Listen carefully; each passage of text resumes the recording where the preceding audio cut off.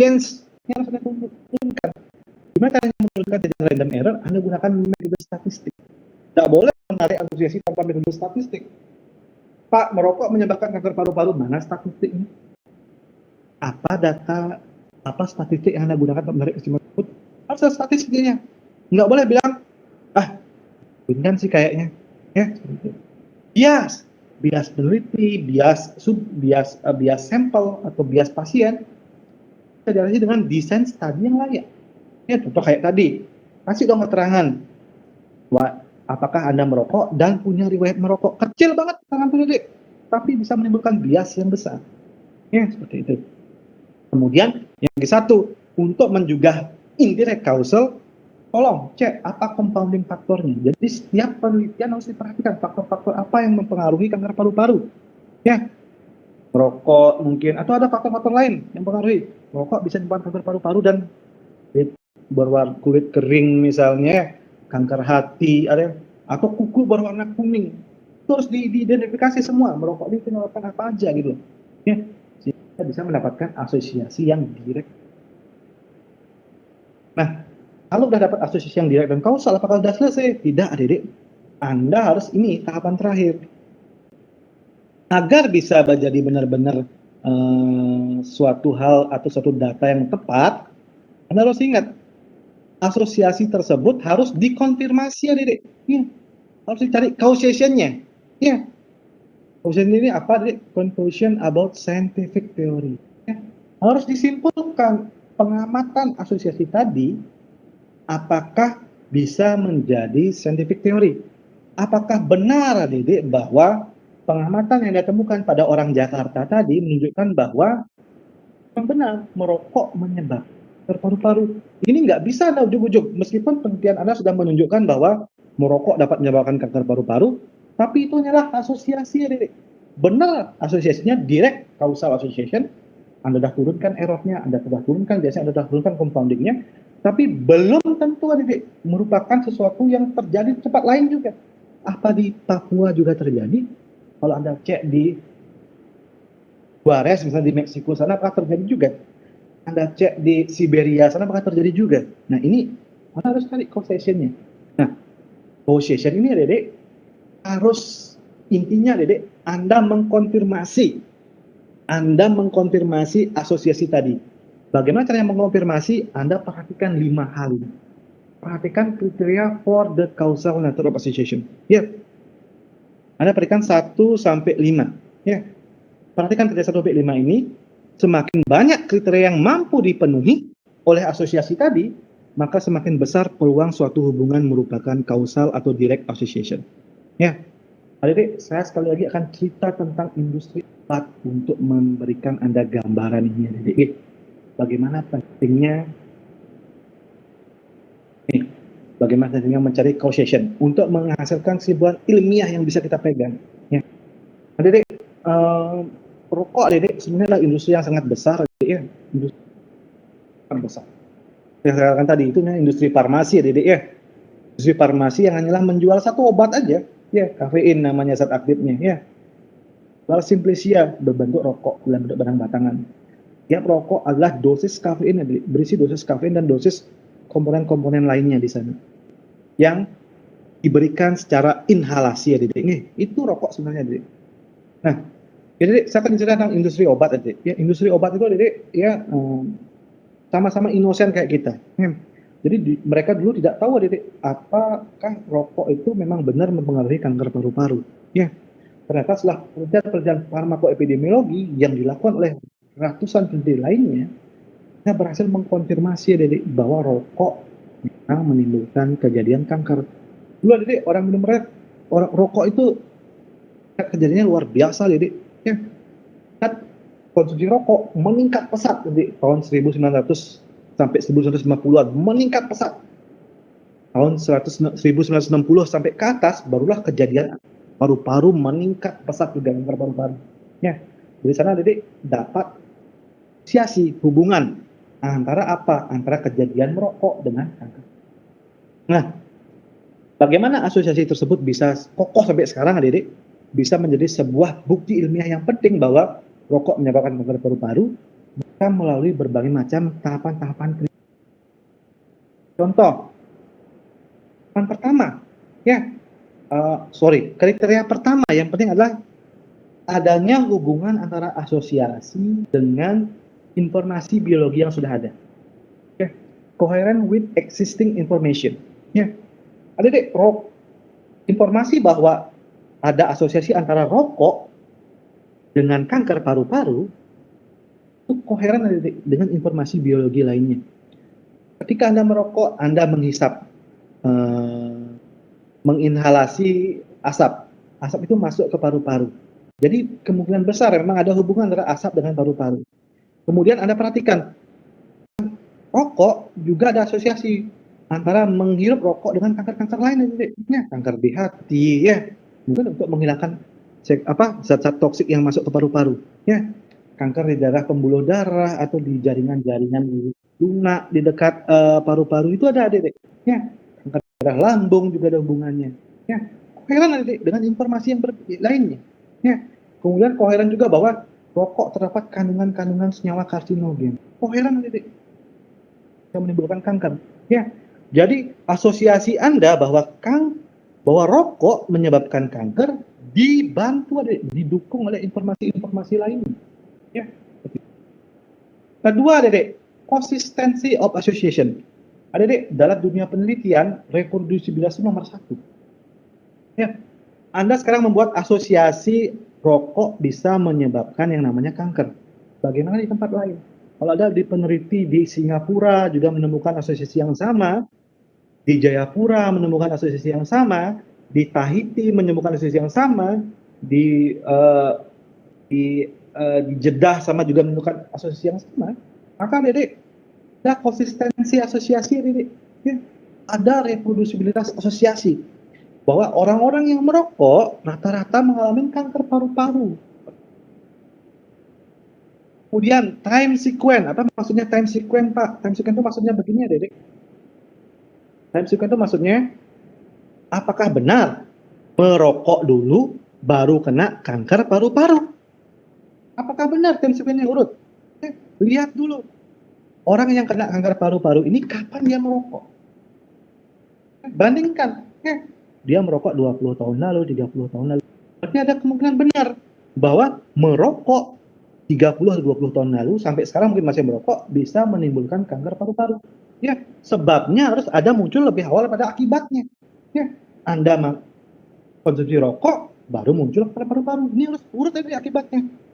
Jangan kanker paru-paru dulu muncul baru merokok. Enggak, rokok dulu baru kanker paru-paru. Specificity of association. Nah, ini penting banget juga, Dedek. Penting banget kenapa, Dedek? Karena begini ya, Dedek. Orang yang merokok memang punya kecenderungan kena kanker paru-paru.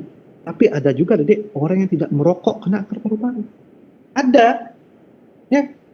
Nah, sekarang apa yang penting dari sini?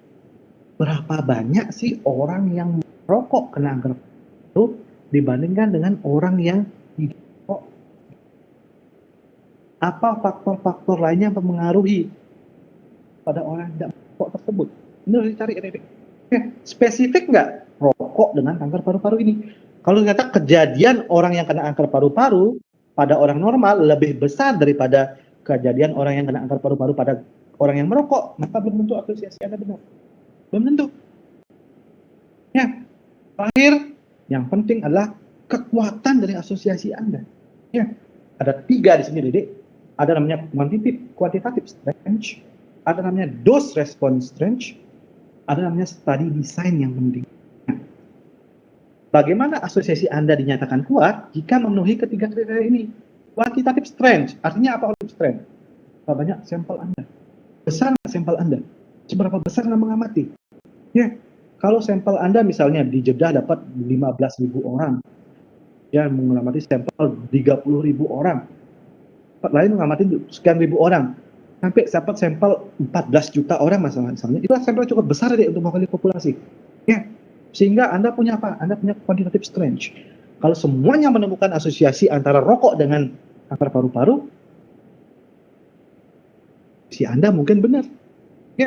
Kedua, dose response relationship. Ini ini bisa duarnya, Dek. Bisa dose respon, bisa namanya durasi. Ya. Dose respon itu maksudnya gini. Ini juga berlaku pada obat yang lainnya. Kalau Anda tinggikan dosis rokoknya, Anda minum misalnya dari 1 pak jadi 20 pak ya, sehari. Ya. 20 bungkus sehari misalnya, dari 1 jadi 20 bungkus. Ketika semakin meningkat dosisnya, bagaimana orang-orangnya? Apakah konsumsi rokok yang semakin besar meningkatkan peluang kejadian kanker paru? Ini dose respon relationship. Ya, cek tuh data-data itu. Berapa orang yang konsumsi 20 pak, berapa yang 10 pack. Ya, stratifikasi sampel Anda. Berapa orang yang 5 pack, berapa yang cuma 1 bungkus aja sehari. Cek itu. Ya. Dan durasi ya, Dede. Ya. Berapa lama mereka mengkonsumsi rokok? Tahun? 30 tahun? Tahun? 1 tahun? Ini dicek. Bagaimana resiko-resiko masing-masing kelompok ini? Ya, kalau semua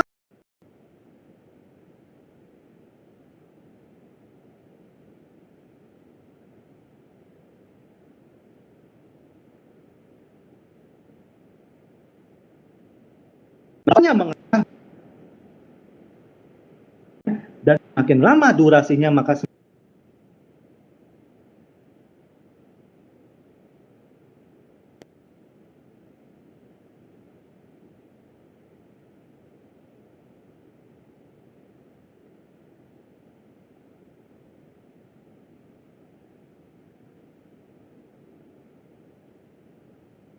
Mohon maaf menyela Pak, namun suaranya terputus-putus Pak. Adik, terdengar suara saya? Sekarang jelas Pak. Sudah terdengar Pak.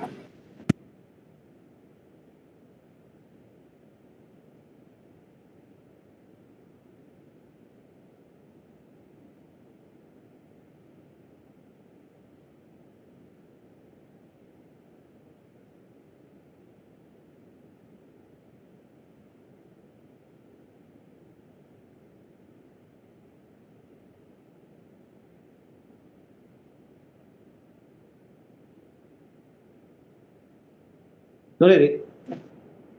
Nah, ini adik terakhir adalah yang Anda perlu tahu adalah tentang study design adik ya. Nah, ini nanti Anda akan bahas nanti. Ini adik ya. Ini adalah namanya study design adik. Apakah study design yang Anda lakukan sudah akurat? Ya. Intinya adik, semakin tinggi study design ini adik, semakin valid ya. Namun memang sudah dikerjakan adik ya. Ini penting sekali adik bahwa Anda menggunakan study design yang bagus ya.